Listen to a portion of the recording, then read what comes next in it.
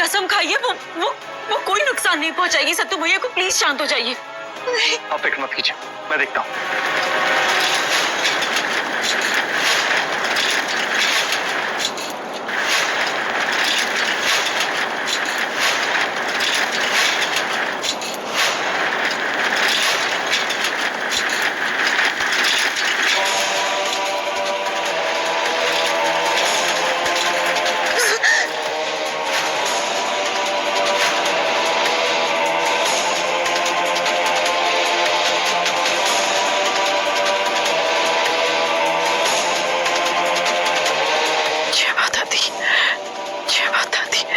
भगवान के लिए मेरे सत्तू जी को कुछ मत करना। अगर तुम्हें कुछ करना ही है तो मुझे करो। सत्तू जी को छोड़ दो, मैं तुम्हारे हाथ जोड़ती हूँ। तुमसे सत्तू जी की जिंदगी की भीख मांगती हूँ। प्लीज सत्तू जी को कुछ मत करो। सुमन छोड़ दो मुझे। वो कुछ नहीं होगा।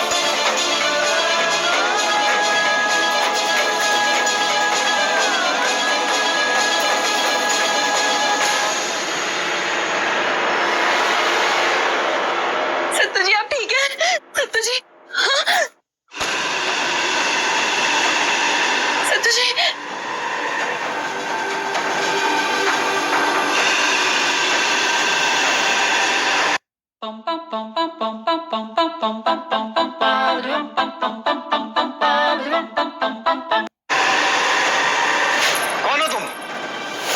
इतनी रात में यहां क्या कर रही हो? यही है वो जिसकी वजह से मेरी हालत हुई थी।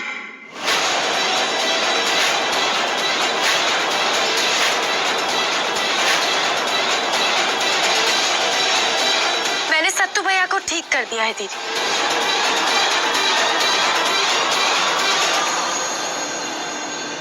अब आपको यही लग रहा होगा कि दोबारा से मुझे शायद अपनी गलती का एहसास हो गया है।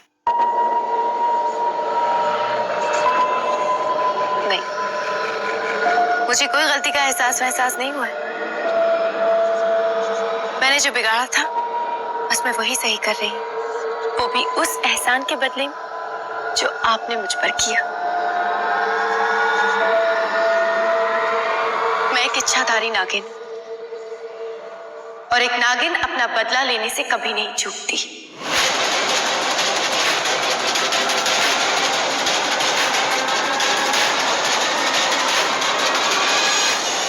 अच्छाई का बदला अच्छाई से और बुराई का बदला बुराई से।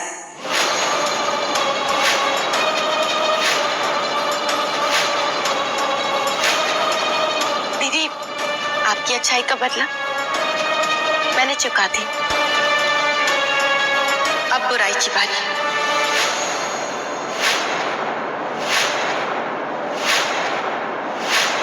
बदला लेना है मुझे इस रोली से।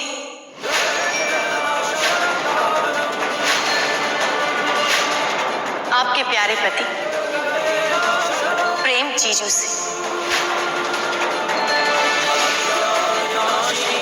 उस अमर से, बल्कि इस पूरे परिवार से।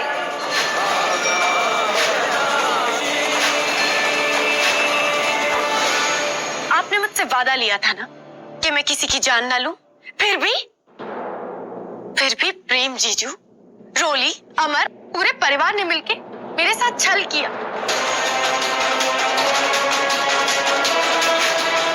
क्या था कि मेरी जान लेने की कोशिश की। आप सबकी गलती ये है कि आप लोगों को लगा कि मेरी शिवजी की कसम मेरी कमजोरी बन गई। नहीं,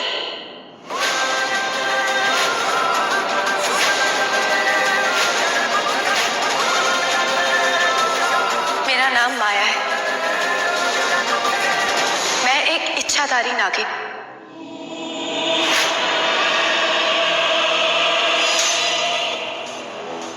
मेरे पति की जान सिद्धांत में बसती है और मेरी जान मेरे पति में। इसीलिए आई हूं मैं यहां।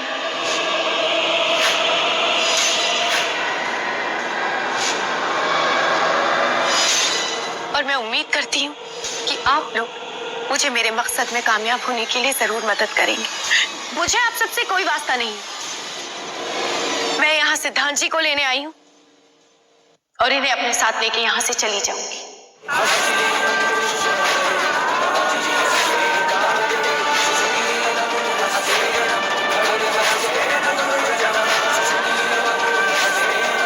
मैं चाहूँ तो अभी इसी वक्त सिद्धांत जी पर सम्मोहन करके और आप सबको खत्म करके उन्हें यहां से ले जा सकती हूं।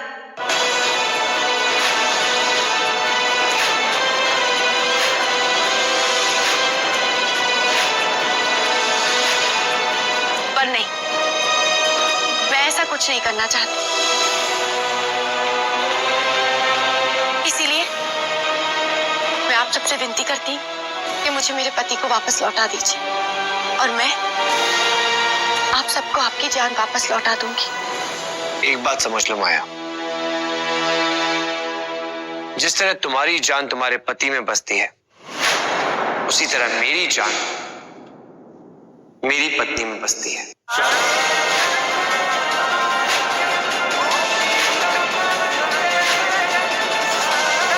मैं मर जाऊंगा लेकिन अपनी रोली से जुदा नहीं होऊंगा।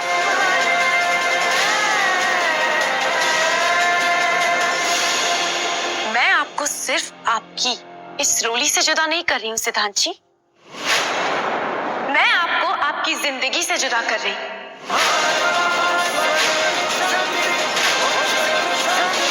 Când aveam 28 de ani, mi-am părăsit soțul la altar pentru că am întâlnit un bărbat din Asia de 83 de ani.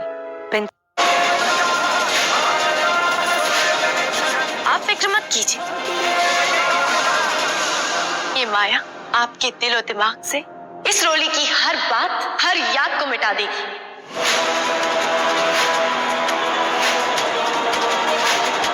और आपकी नई जिंदगी में रोली का नामो निशान तक नहीं होगा।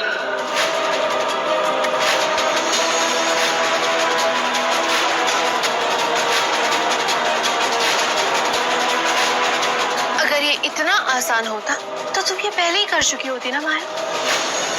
ग्रंथों में लिखा है, अगर एक पत्नी अपने पति की ढाल बन जाए तब भगवान को भी उसके सामने झुकना पड़ता है।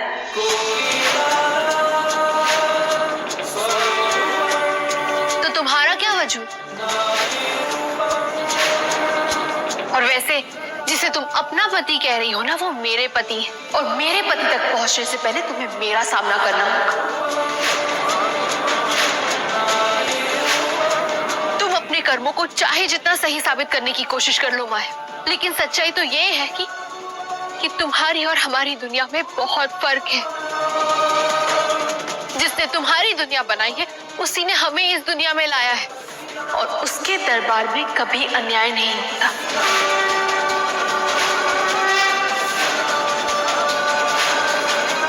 अगर मेरे पति के लिए मेरा प्यार सच्चा है, अगर मेरी माता रानी के प्रति भक्ति में सच्चाई है, तो तुम अपने मंसूबे में कभी कामयाब नहीं होगी।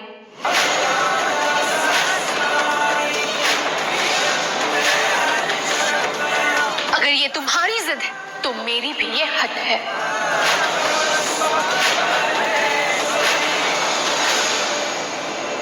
ये तो वक्त बताएगा कि मेरी जिद जीतती है या तुम्हारी हद।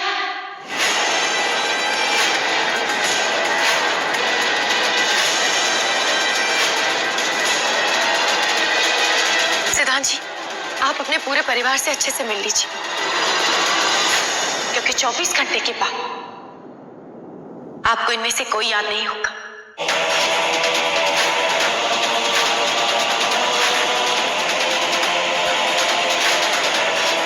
आप सब कुछ भूल चुके होंगे। नहीं, सिद्धांत जी कहीं नहीं जाएंगे। दीदी, अब ये फैसला मैं आप पर छोड़ती हूँ। अगले 24 घंटे का भी वक्त जो मैं दे रही हूँ, वो सिर्फ इसलिए ताकि मैं आपका किया हुआ एहसान चुका सकूं।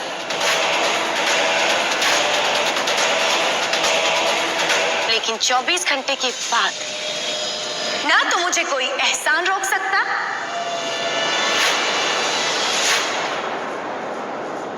और ना कोई कसम।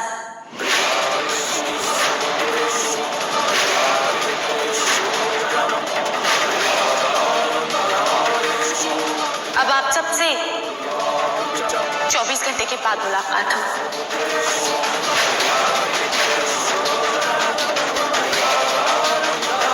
और हम, क्योंकि आप सब अब मेरी असलियत जान चुके हैं, तो प्लीज कोई भी ऐसा काम मत कीजिए जिसकी वजह से मुझे अपनी शक्तियों का इस्तेमाल करने पर मजबूर होना पड़े।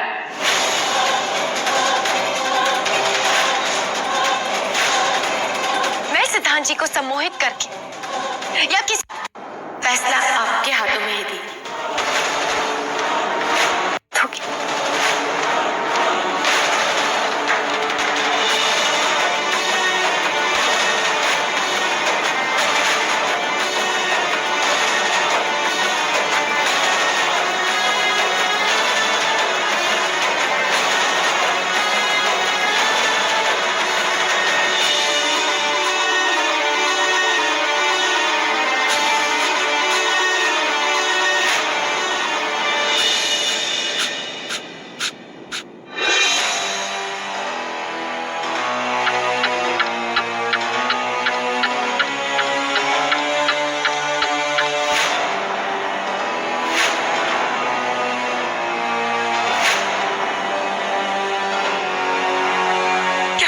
सिर्फ सोचते ही रहेंगे, कुछ करेंगे नहीं?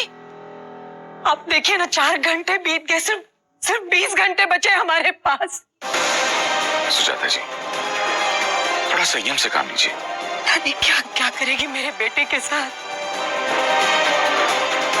मुझे सिद्धांत की बहुत फिक्र हो रही है। माँ, पता नहीं क्या करेगी हमारे परिवार के साथ प्रेम। आप फिक्र मत कीजिए माँ, मैं उस नागिन को कुछ नहीं करने दूंगा। मैं अभी अमर के साथ बाबा जी के पास आता हूँ, उस नागिन से पीछा छुड़ाने का कोई उपाय ढूंढने। आप बिल्कुल फिक्र मत कीजिए। प्रेम जी, मैं मानती हूँ कि हम इंसान उस नागिन का सामना नहीं कर सकते, लेकिन हम लोग जो भी करेंगे बहुत सोच समझ कर करना होगा। ये सिद्धांत जी की जिंदगी का सवाल है, बल्कि हम सबकी जिंदगी का सवाल है।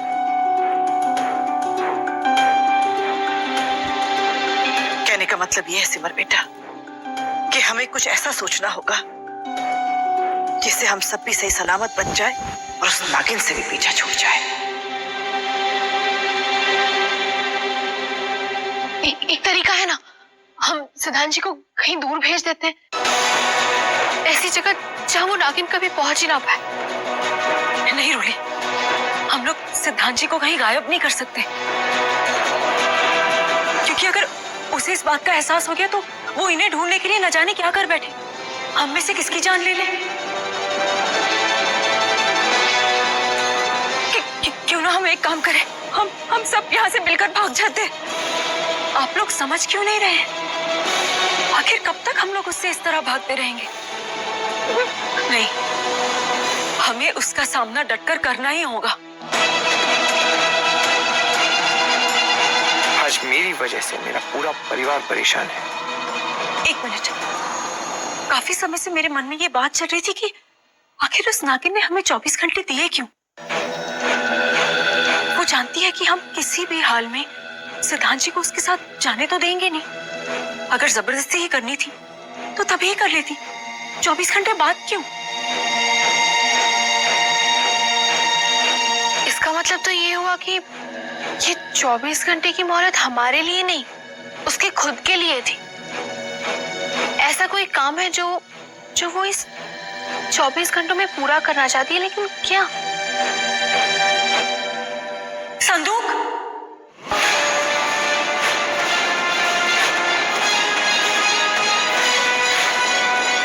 प्रेम जी, हम इतनी बड़ी बात कैसे भूल गए कि जब तक उसका वो संदूक हमारे कब्जे में है वो हमारा कुछ नहीं बिगाड़ सकती। 50-50 करेक्ट कह रही हैं।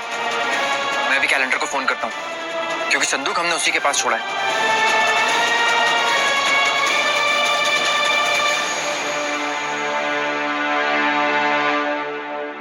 कैलेंडर फोन नहीं उठा रहा, इसका मतलब कुछ गड़बड़ है। एक काम करते हैं, बाबा जी के पास जाने से पहले हम लोग कैलेंडर के पास चलते हैं। चलो।